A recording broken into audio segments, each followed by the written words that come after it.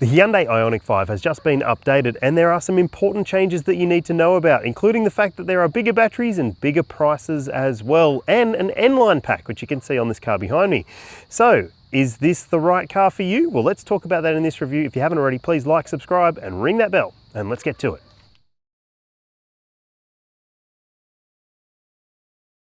Unlike lots of other EVs on the market right now, prices have gone up for the Ioniq 5 for this updated version, but so has the standard spec level, and like I said, it's got bigger battery packs now across both different versions that are available. In fact, there are a few different versions available that we need to talk about in terms of the standard spec. Now, the entry-level version is just called Ioniq 5, but you can choose it with a standard range model or an extended range model. There's rear-wheel drive for both of them, and yes, if you choose the extended range model, you get a bigger battery pack, but the pricing on the entry-level version is still not too bad in terms of what you're getting, including things like LED lights, pretty big alloy wheels. There's also a heat pump, there's battery preconditioning, one-pedal drive mode. You've also got LED interior lighting and plenty of really nice features, including a wool and leather upholstery finish, proximity key. There's a 12.3-inch digital instrument screen and 12.3-inch touch screen as well. Plus, you've also got wireless Apple CarPlay and Android Auto, plenty of USB-C ports, and it can do vehicle-to-load charging as well. Above that is the dynamic grade, and it adds the option of adding the N-line styling package if that's what you want. But even the standard version, the regular dynamic, is available with the extended range rear-wheel drive or the dual motor all-wheel drive lineup. And so I think that there's a few options available there, and obviously it comes with a bit more equipment as well. You get 20-inch wheels instead of 19s on the base. There's also Michelin Pilot Sport EV tires. You've got a power tailgate in that one, heated front seats and leather trim, and a Bose sound system as well. And then there's this one here, which is the Epic. It costs quite a bit more, and you can option it with the N-line pack, and you can also option it with these digital camera mirrors if you want to. They're $3,500, and I think that would be the biggest waste of your money ever. But there's also a fair few extra features if you choose this model over the others. Things like intelligent front lighting, you get a panoramic glass roof, you get the premium relaxation front seats, there's ventilated front seats, heated rear seats and a heated steering wheel as well, and a few other features besides that, but it is getting a bit pricey. So let's talk about some alternatives that you might want to consider. Righto, so if you're thinking, well, I might be shopping for one of the cheaper versions of the Ioniq 5, well, I strongly recommend you go and check out the Skoda Enyaq entry-level version, the rear-wheel drive model. It has heaps of EV driving range as well. It's got a 7-year warranty and an even better service plan than this car in terms of 10 years of servicing is available if you want to prepay for it. And it's got a really sweet driving dynamic. It's spacious. I don't really like the look of it personally from the outside, but the inside's really nice. And I think it's great to drive too. Very practical as well. Speaking of practical, if you're thinking with your dollars and cents, then you might want to check out the Kia EV5, the all-new electric SUV from Kia, which is very family friendly, a little bit smaller than this, but a little bit taller and boxier as well. That means that it's got a bit more practicality on the inside. It's also a very, very clever looking thing on the inside with a fair few different versions available. And the top spec one, the GT line with all-wheel drive and decent driving range, is about $76,000 drive away. So it makes this look sort of expensive. And then finally, if you do want a really performance-focused EV and you can't afford to spend $110,000 plus on the Ioniq 5N, which is bloody brilliant, watch my review, it's in the description below, then you might want to go and have a look at a Tesla Model Y Performance or one of the cheaper versions. The Tesla Model Y is a fantastic, practical family electric vehicle. I don't necessarily love the way that it drives. It's got a pretty firm ride and the steering's a bit annoying, but hey, I think that if you can live with the screen and you can live with the driving dynamics maybe not being as livable in some situations as this car, well, it could be a really good choice for you, and it's heaps cheaper. And that's where this car sort of falls over a little bit. It is pretty pricey. So this is the updated version with the facelift look to it, and it does have the N-line package, which includes a different looking front bumper and some extra different features on the outside to make it, well, look sort of like an Ioniq 5N, but without the price tag and without the performance. It's got these 20-inch wheels, which I think look pretty good, and generally I like the design of this car. It's about 4.6 meters long. It looks bigger than it is because it's got, well, the big hatchback vibe going on, and hey, you need to get used to those door handles. They're a little bit frustrating at times, I have to say. And at the rear, it's still got that cool 80s inspired digital looking rear end with what looks like, you know, a digital clock in terms of the tailgate lighting. So let's have a look in the boot. Yep, this one is a high spec version, so it gets an electric tailgate, and you can see in here there's actually a pretty decent amount of space available in the back of this car. 527 litres of cargo capacity, and there's also a frunk, which I'll show you in a sec. But underneath the boot floor, let's have a little squiz. You won't find a spare wheel, and obviously that might be a deal breaker for you, but lots of EVs don't have spare wheels. There is a tyre mobility kit, and you've also got a few handy features in the back here as well. You can fold these rear seats down by hitting those switches. Yeah, they fold all the way down, but they don't fold back up. So yes, you have to go around and put them back in place, but it is still a very usable amount of space, but no shopping bag hooks in the back, which could be a bit annoying for some people. All right, let's check out the front, hey? Yep, so this is the front section, and there's 25 litres of cargo capacity in the all-wheel drive versions, which is definitely enough to store your cables. And there's also a bigger front if you choose the rear-wheel drive model. You get 57 litres because obviously there's no electric motor underneath there. Pretty handy, I reckon. Okay, so it looks and feels a little bit different in this version of the Ioniq 5 because it is the N-line package. As you can tell, it's very proudly emblazoned with a big N there. It's got the red stitching to make it look and feel sportier on here as well, up on the dash as well. This nice red trim element there, and you've also got red stitching on that door and N embroidered into the seats with a checkered flag motif as well on these seats. And look, I love these seats. I think they're very, very comfortable. And with this one, you've also got the chance to adjust it and make it more relaxed or comfortable or whatever you need to do for whoever's sitting next to you, or maybe just to give those in the back a bit more space. I like the storage in this car as well. So you've got this massive storage tunnel underneath the armrest here. There's a covered bin in there as well. Big cup holders for you to play with too. And you've also got another storage caddy down there. There's bottle holders in the doors and a decent sized glove box as well with a handle you don't have to press a button on a screen for, which is good.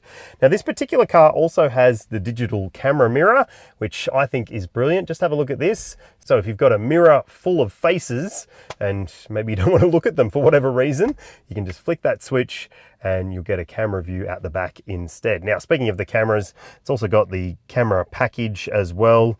I am not a fan of these, I have to say.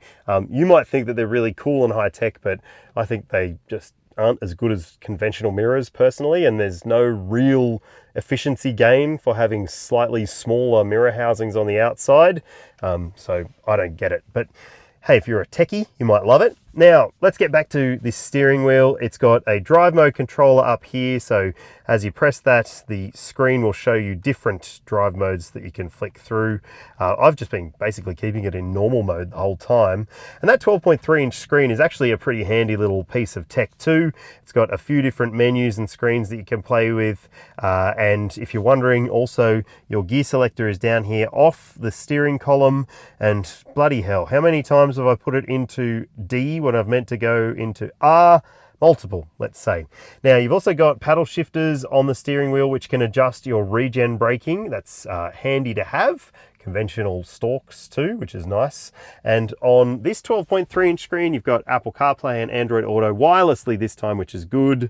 And you've also got a few other menus besides that. So this is the standard menu layout. You've got things like weather. So it's got connected services, this vehicle. So it can basically keep an eye on your weather based on an internet connection, which is kind of cool. And look at today. Oh, going to rain. Oh well. Now there's other things that the connected services helps with. So there's an SOS button up here. So if you're involved in a crash, you can hit that and it will call emergency services, or it'll do it for you if there's airbags deployed, because it knows where you are because it's connected to the internet and it's got sat nav. So I don't know how you feel about that, but that's just a reality. There's other elements to this screen, like an EV screen. So yeah, you can keep an eye on some of the important information information like your battery status, and you can also go in here and keep an eye on how you've been going in terms of economy. Someone was thrashing it. And you've also got the capability to set up your charging on that screen there. And yes, keep an eye on your vehicle to load capability as well. So look, plenty of tech. You can adjust some seat elements through that screen as well if you want to. And I think that this is a pretty handy little screen to use more generally. And down below, you've got a haptic sensitive panel in terms of your climate. So you've got a fan, it's like a touch pad. And I don't love that. I wish it was just a conventional dial or button, but there's dual zone climate control, and you've got an array of buttons up above with a volume dial and with a tuning dial as well. If you're wondering, well, where are my seat heating controls? Well, they're down here next to the wireless phone charger. You've got ventilated and heated seats in this particular grade, a heated steering wheel too. And yes, the passenger gets the good stuff as well. There's a surround view camera system. You can just toggle to it by hitting the camera button down there too. So you've got your forward view, your rear view, and your surround view if you want to keep an eye on what's happening outside the car. That's pretty handy tech. And yeah, there's your wireless phone charger, as I said. And I love that you've got this little icon at the top that tells you whether it's in position and charging properly. So that's nice to see. So I think this cabin is very, very good in the front. Very nice. And like, I don't necessarily think that the N-line thing is for me, but I could understand if it might be for you. So let's check out the back seat space, eh? This seat is set for my driving position. I'm 182 centimeters or 6 foot. Yeah, I've got plenty of knee room. Toe room's a little bit tight. I'm sort of tucked in underneath there. And headroom is actually pretty good. Yep, panoramic glass roof in this version. You've got grab handles on the sides here. You've got little lights as well. And I know that parents like me love lights in the back, and they'll also love these retractable sun blinds as well. Now over on this side, there's also some handy stuff like these directional air vents that come out basically at face height for a kiddo. They're gonna love that. You've also got heated seats in the back here and bottle holders down there as well. And this seat also can be slid forwards with an electric sliding mechanism, so I can make it uncomfortable for myself if I want to. And also, yes, I can make it more comfortable for myself, adjust the backrest as well. So I'll just slide it back, and yeah, you can see that there is a bit of recline availability there as well. Now, you've got ISOFIX points in the window seats, as you would expect, 3 top tether points, a flip down armrest with cup holders as well. And there's also a pair of USB ports down there, a little storage cubby as well, and no vents there because they're only in the pillars. You've also got map pockets on the seat back, and these hard plastic backings on the seats will be very good for families with kids that like to kick, like mine. So that's good to see. And generally, it is a very parent friendly and even an adult backseat friendly experience. I like it. There's 3 different versions of the Ioniq 5 available in Australia. The standard range model opens the lineup, and it has the least power and torque, but it's also the lightest one because it's got the smallest battery pack, so the power to weight ratio is not too bad. It's got a single speed transmission and it's rear wheel drive.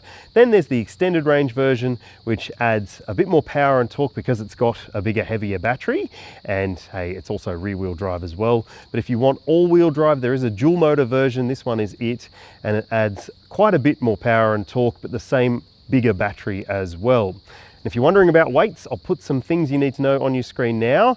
But hey, I think it's also time that we talk about range and charging for this model range, because there's a bit to it. So as I mentioned, there are bigger battery packs across the entire range now. The standard range one has a 63 kilowatt hour battery pack, which offers a range of 440 Ks. And then the extended range models, including the all-wheel drive versions, have an 84 kilowatt hour battery pack. And the range calculation varies between up to 570 Ks down to 495 k's, depending on the wheels and the trim line as well. Let's have a look at the charging situation here. This is where your charge port is, and yes, you do have AC charging as you would expect. You'll see the maximum charge rate on your screen now and how long it should take to replenish the battery as well. And there's also DC charging. Now, the thing with the DC charging is that Hyundai claims up to 350 kilowatt charging is capable with this vehicle, but I've never seen that in reality. And hey, I think it'll probably top out more likely around 270 kilowatts if you can find one of those really fast chargers. But hey, if you can, the 10 to 80% time is very, very, very impressive. One of the shortest and fastest in terms of charging time. But yeah, what do you think? Is that good enough for you and your needs? And are you more likely to just charge at home anyway? Okay, let's go for a drive in the Ioniq 5, and if you hear a bit of binging and bonging every now and then, that's because this car has a speed sign recognition camera system, and basically it looks out for speed signs and uses the sat-nav as well to figure out where you are, and will warn you if you're going into a new speed zone. And it also will warn you if you're going over the speed limit, but you can mute that. You can hold the button down, the volume button on the steering wheel, and mute that, but it doesn't mute the new sign warning, which in other examples of Hyundais that have the mute technology, it does. So it's like they can't quite get it right across the board. They're still trying to figure it out, but it is annoying if you drive in places where the speed limit changes a lot and you know those speed limits. Yeah, it might get on your nerves, let me tell you. It's gotten on mine over this week of testing. And there's also a lane keeping system that you might want to switch off. You just hold down the little steering wheel icon on the steering wheel and it will turn that lane keeping system off. Just make sure you hold it long enough, because otherwise it will actually turn on the auto steering in some situations. So yeah, I mean, the tech, it's okay, but it could be better. But more generally, the drive experience is actually really, really good. I think that this is one of the sweetest driving EVs in the segment, because it just manages to do the steering, the ride, the handling, and the body control thing quite well. Like, this is a pretty uncomfortable road. I've driven it multiple times in other cars, and it's just coasting. Like, it's got 20-inch wheels and it weighs heaps, but it does a really, really good job of cosseting everyone inside the cabin and making it a pretty comfortable, livable experience in terms of the driving dynamic. And as well as that, it's joyful to drive because it's got nice direct steering, it's natural feeling, it doesn't feel strange or anything like that. Like, some cars can feel a bit strange in terms of the steering, but not here. It's very trustworthy. And also, I will say that the brake pedal is super trustworthy as well. So if you do need to physically hit the brakes, you can, but there is a regen braking system, which is actually very, very good. You can put it to level max. So in that situation, it's iPedal, so it will basically come to a stop for you. Yep, fast as well, so complete stop. And yeah, it's one of 4 different levels of regen braking that you can choose from in this vehicle. So I think that that's a nice touch, and the fact that it's so usable is also excellent. I've been leaving it basically in level 3 because I find that the max setting is maybe a little bit too assertive and might make anyone else in the car feel a bit crook. But it's just something that might be something you want to play with if you are looking at this car. Now, these digital camera mirrors, I don't like them personally. I think that they are a little bit distracting. Especially at night, I find them to be a bit tough, but they do have this really handy thing that if you're driving in a multi-lane situation like on a freeway, it'll tell you how far the car is behind you with little lines on there, and that will help you figure out whether you are going to merge in on someone or not. So what about performance? Well, this is the dual motor version. It has the most power and torque that you can get, and it is quick. Like, I'm in a residential area, so I'm not going to give it heaps, but it is very, very quick to accelerate, and there's multiple modes that you can choose from as well. And if you want to, if you put it into sport mode, it's really quick. So yeah, it's certainly one that will appeal to people who like to drive, because I think that the driving dynamics and the powertrain is something that makes this car stand out compared to some of those other rivals. And I think that it is a really, really enjoyable vehicle to live with. But I don't know, the price is maybe not enjoyable.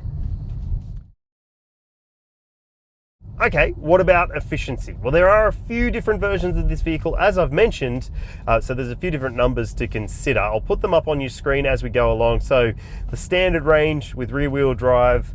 Now I'll also put up the extended range with rear-wheel drive and with all-wheel drive. And remember, these are kilowatt hours per 100 kilometers, so the lower the number, the better, just like fuel use more generally.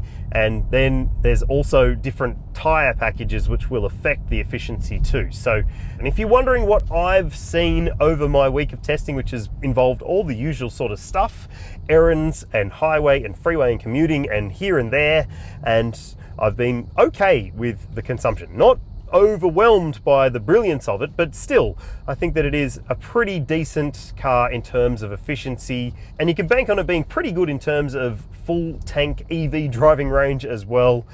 Definitely, I'm on track for more than 480 Ks in a mix of different driving, and I think that's perfectly fine for a vehicle like this. And it could even be better in a lot of stop-start situations, and if you're using that max regen mode more often. So yeah, this car achieved the maximum 5-star ANCAP safety rating in 2021, and it's still got plenty of standard spec and tech. In fact, there's been some additions. Now, you've got autonomous emergency braking with pedestrian and cyclist detection, there's adaptive cruise control, and there's also sat-nav based adaptive cruise control, so it can figure out where you are and set the limit for you. And there's traffic jam assist, which basically will use the adaptive cruise control and lane keeping to stop, start and steer for you in some situations, and those are both new features. There's also plenty of other stuff in this car, like safe exit assist and rear occupant warning and those sorts of things. Plus, you've also got blind spot monitoring and rear cross traffic alert and a blind spot view camera system in the high grade versions, and you can get it with the digital mirror cameras if you want as well. There's also a digital rear view mirror camera as well in some grades, and speaking of cameras, you get a surround view camera as standard. Plus, there are 7 airbags fitted to this car: dual front side, front center airbag, and also full-length curtain coverage. Hyundai Australia offers a 5-year unlimited kilometre warranty and an 8-year 160,000 kilometre warranty for the battery pack. Just make sure you read the terms and conditions if you're going to use it for commercial purposes, like rideshare or something like that, because there might be some exclusions in the paperwork that you need to pay attention to. There's also pretty long service intervals for this vehicle, 24 months and 30,000 kilometres between services. And there's also a cap price servicing plan. You'll see some details on your screen now. So I think it's okay. I think it stacks up all right. It's just a bit expensive to buy.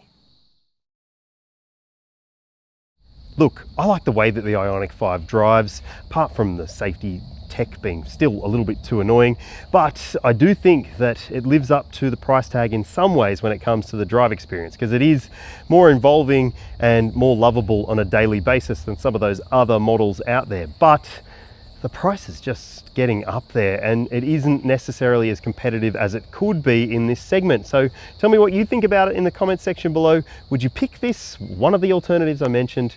Just go for a Tesla or any other EV that I haven't listed. I'd love to hear your thoughts, and if you haven't already, please like, subscribe and ring that bell, and I'll see you when I see you.